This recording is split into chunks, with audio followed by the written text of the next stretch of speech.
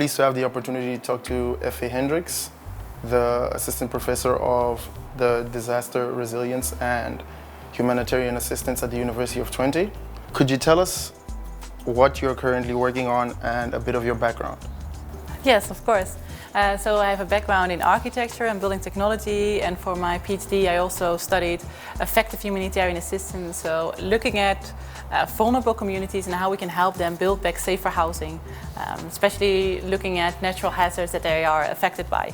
And I especially look in communities in the Global South, so communities that are really vulnerable to natural hazards. And what are the topics that you're currently presenting in your master's module, and what do you hope we can take away from your teachings? Well, I hope this week you take away something about the humanitarian field and what we can do to make the aid more effective, and how we can find out what aid is effective and when it is effective, but also that there is no one-size-fits-all, that we really have to understand the context and trying to understand what the local conditions are before we intervene and before we find a way to help the communities at risk.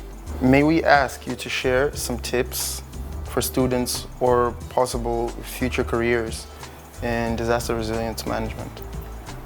Yes, of course. I think there are many different ways to work in disaster resilience, and I think it is really crucial that we have people like yourself working on these topics, and especially those that understand the local conditions that are available and that are crucial to understand disaster risks. So there are many different outlets to work in, and I think find your own passion and find the way where you feel you fit. And the best thing is that we have students from different backgrounds working in this context, from political science, from behavioral science, from architecture, working together to find very effective humanitarian assistance for these communities. So Armando, can I ask you, why did you pick this master studies, and why are you so passionate to work in disaster risk reduction? One of the things that mostly interested me in this master's in particular was being from a country that experiences a lot of natural hazards, being a coastal country and suffering from a lot of floods and a lot of those things, and not having the right infrastructure.